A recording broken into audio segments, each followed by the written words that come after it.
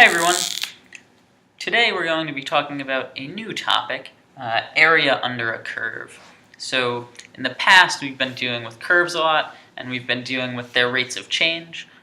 Today we're moving in a new direction, away from rates of change and towards areas. And you might think, well, that's kind of silly, why do we care about that kind of stuff? So let's motivate this with a topic that we've already seen in the past. You might recall that in the past we've seen things like this. Whoop. Here's a nice velocity curve. This is v of t, and this is t. Okay. Maybe the height's 4. Maybe the whole interval has a length of 10, and this is 2, and that's 8. Great. So a question might be, if this is your velocity curve, how far did you travel? What was your displacement on the interval from 0 to 10? And we recall that by trying to match up units, we were able to figure out this type of problem, because velocity is in meters per second maybe, and time is in seconds. So to find meters, which is our displacement, what we'd do is we'd multiply meters per second by seconds. We'd just get meters. And to do that, that means we're multiplying our height times our width, which is our area. Okay? So our goal is find the area of this shape, or the area underneath this curve. And that's not too bad. What we'll do is, well, this is a trapezoid. Its top base has a length of 6. Its bottom base has a length of 10. The trapezoid itself has a height of 4. So we can use our trapezoid formula. Area equals 1/2 height times the sum base 1 plus base 2. And so doing that gives us the area is 1/2 times 4 times 10 plus 6. And that's not so bad. That's 2, that's 16. 2 times 16 is 32 meters. So the area under this curve is 32. And the area under this particular curve tells us, oh, from 0 to 10, we've moved 32 meters to the right. Again, we don't know where we're starting. That information's not given. We don't know where we're ending, but we do know that from start to finish, we've moved a total of 32 meters to the right. Now, this particular example, super nice. We looked at it, and we were like, oh, hey, this is a trapezoid. Let's find the area. Most functions aren't going to give you trapezoids, unfortunately. They're not even going to give you squares or anything like that. So let's consider a new function here. And we're going to step away from the context for a moment and just focus on finding the area underneath this curve. So let's look at the following curve here. Y equals x squared. And we'll look at it from 0 to 3. Hopefully we all have an idea of what this might look like. It's a parabola opening up. That's the point 39 right there. So our question is, what is the area beneath this curve? In other words, if I were to shade this, how much stuff did I shade? And I have absolutely no idea, and you shouldn't either. We can take our best guess. Maybe if we drew a straight line here and made this a triangle, we would see, oh, the triangle has height 9, base 3, so it's 13.5 units, and that's maybe 2 times as big, so maybe we should ballpark that it's around 6 or 7 units, but that's not really a very good estimate. Today we're going to learn one way of estimation, and then we'll learn how to make it better and better and better. Today it might not seem all that efficient, but we'll see later that we can adjust it slightly to make it quite efficient, actually. This method of approximation that we're going to use is called RAM. RAM stands for Rectangular Approximation Method. Rectangular Approximation Method. Okay? But I'm always going to write RAM. Now, what that means is this really tough to calculate because of the curve, But rectangles, really great. I love rectangles. And so what I'm going to do is I'm going to just erase this shaded region that I have here. And instead, I'm going to put in a bunch of rectangles, and those rectangles are going to be really close to the area that I care about. So, what I'm going to do here is I'm just going to make 3 rectangles. Okay, just 3. And what I'll do is I'll make sure that the top left vertex of each rectangle is right on the curve, right on my curve. So if I'm going to make 3 rectangles here, then I need to break this down into 3 equal sections. Okay. One of my rectangles, I want the top left corner to be on the curve. So here's my first rectangle, right here. Top left corner right on the curve.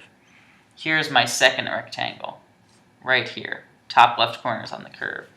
And unfortunately, this third rectangle's top left corner on the curve means that it's right there at 0 with height of 0. So I'm going to use these rectangles to try to approximate the area underneath this curve. Well, you can see that this is a pretty bad approximation, but again, we're just getting the hang of this so that we understand the method and we'll improve on it next time. But for this one, I'm going to approximate the area by adding up the 3 areas of my rectangles. So the area of this first rectangle is 1 times 0. The width is 1, the height 0. Plus the area of my second rectangle, the width is again 1. The height this time is right there. So that's 1, right? Because this is the point 1, 1. So 1 times 1. Next, the width is again 1. The height this time is 4, because this is 2, 4. And so summing these all up, I get 5. Again, not really the best approximation. We can see there's a lot of empty space here that we missed. So our estimation here, probably too small. Probably too small. Okay. Here's what I'm going to do for a moment. I'm going to, rather than leave it like this, I'm going to introduce some new notation. And this might seem a little weird at first, but we're going to continue using it until we get the hang of it. You'll notice that each time the width, 1, is exactly the same. We are always going to do this when we use the rectangular approximation method. We're always, always, always going to have this constant width. And the width is just the change in the x value for each interval. So rather than call it 1 each time or 2 each time or whatever, when I'm going to generalize this, I'm going to call the width delta x. It'll be the change in x, right? That's the width each time. And then you say, oh, what's the height of the rectangle? Well, you'll notice the height here is just the function value when x is 1. The height here is just the function value when x is 2. And so in general, the height is going to be the function value at whichever point we are. So I'll abbreviate that x with a little subscript I. For instance, this point might be x1, x1. This might be x2. That might be x3, and so on. So this is normally how you'll start to see us abbreviating these things. This way we can write it as one expression repeatedly. And if we recall summation notation, which maybe we do, we can write it like this with a nice sigma sign out in front. And of course, we'd have our little I index going from 1, the first x value, all the way up until the last one, which I don't know, so I'll call it n. This is how we'll abbreviate this, because when we start doing lots and lots and lots of partitions, I don't want to have to write out 30 sums each time. I can just write the sum from 1 to 30 of this guy. Okay, so we'll come back to this in a second. First, let's try to improve our method here.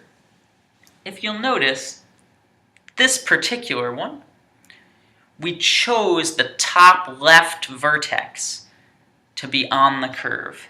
We didn't have to, but we chose that. Because of that, this is actually called LRAM. It's our left rectangular approximation method. Okay, this is LRAM. Well, we didn't have to choose LRAM. We could have chosen something else, any other vertex to be on the curve. So maybe instead of picking the top left vertex to be on the curve, we want the top right vertex to be on the curve. So let me just erase this quickly.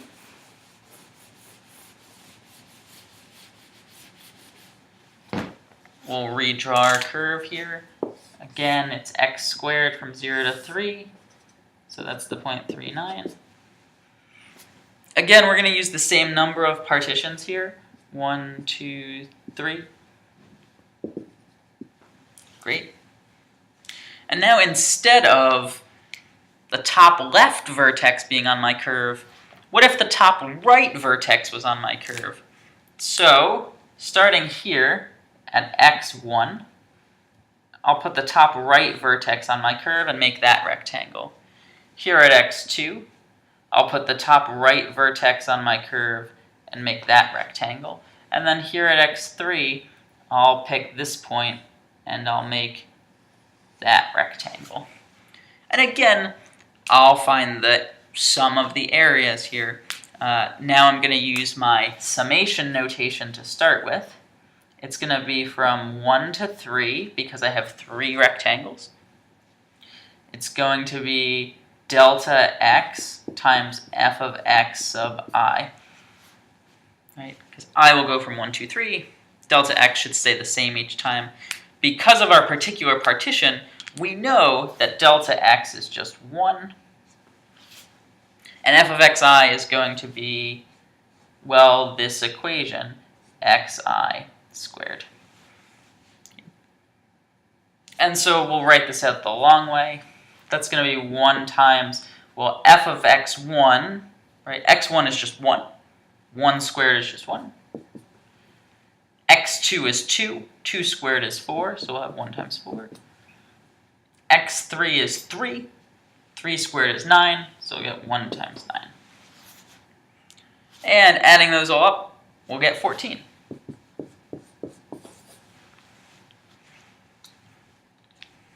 Now again, looking at this, you're like, well, this is a terrible estimate, right? All of the rectangles are way above the curve in this case. There's so much extra area here. That's really not so good. Right? This time, we chose the top right vertex to be on the curve. This is called RRAM. And when we did RRAM with 3 partitions on the interval from 0 to 3, we got 14. Okay? Too big. Definitely too big. We can see that it's too big. Last time we did LRAM and we got 5, and that was too small, and we could see that it was too small. So, if the left didn't work so well, and the right didn't work so well either, the third option that we have is the middle, right? This seems to make sense. The right was too big, the left was too small. It should be somewhere in the middle. That would make a lot of sense. So, one last time we'll redraw our curve. Here's our curve. This is the point 39. I'm looking for that area. I'm going to break it into 3 pieces again. 1, 2, 3. 3 partitions. Okay. This is 1, 2, and 3. And I'll call them x. Well, I won't call them anything yet. Instead of letting the top left or the top right vertex be on the curve, I'm going to choose that the midpoint of the top line segment is on the curve. So rather than 3 being on this curve, the point 39, or 2, the point 24, I'm going to pick this point, 2.5, to be on my curve. So 2.5 is on my curve right there, so that'll be my first rectangle. It'll still have width 1, because we're still drawing 3 rectangles. Here I'll pick 1.5. That'll be on my curve. And then here I'll pick 0.5. And that one will be on my curve. From this, you might notice, oh shoot, we're a little bit over, right? This piece of this rectangle is outside of the curve. But you might also notice oh, but we missed this piece. So somehow there's a balancing act going on. In each one, we have a little bit of the rectangle that's outside of the curve, so that area doesn't really help us. We also have a little bit of the curve that's misses any rectangle. So they kind of balance each other out in that way. Again, if we wanted to find this sum, it would be the sum from 1 to 3 of delta x times f of xi.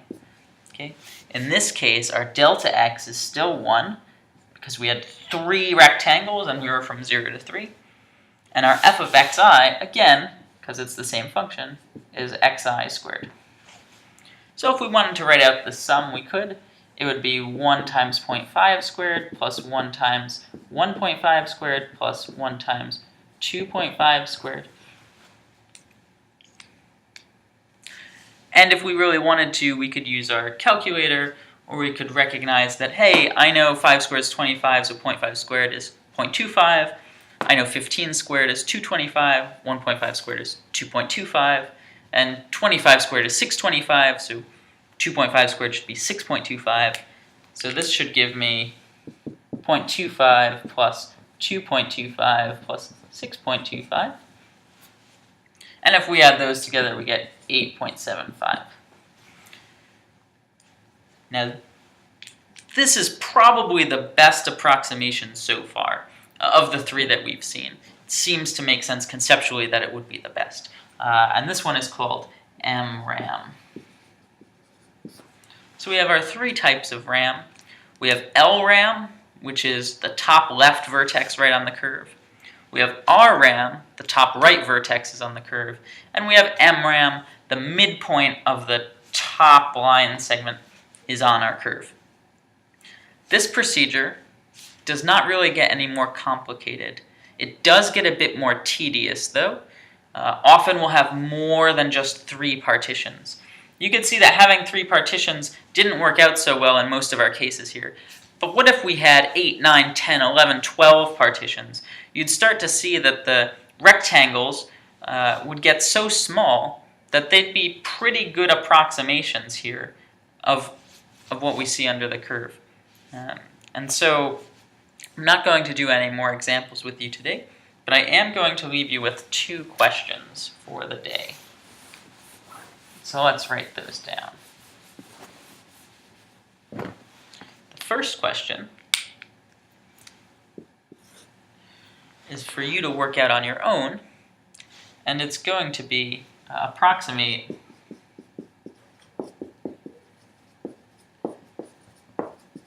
the area under y equals x plus 6 from 0 to 2 using 6 partitions. That means we'll have 6 rectangles. So that's the first one.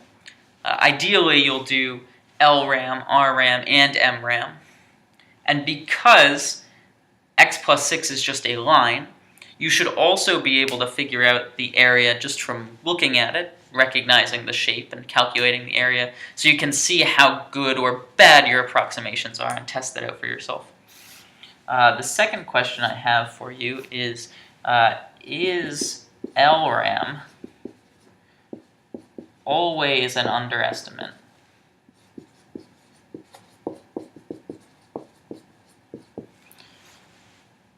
Now this is an interesting one. We just saw that in our particular example, yeah, it definitely was. You can test it out for this one and see if it's an underestimate.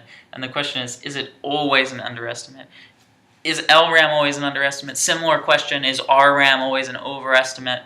Another similar question, is LRAM always less than RRAM? So all of these things are worth thinking about some more. Thanks so much for watching, and best of luck as you try these out.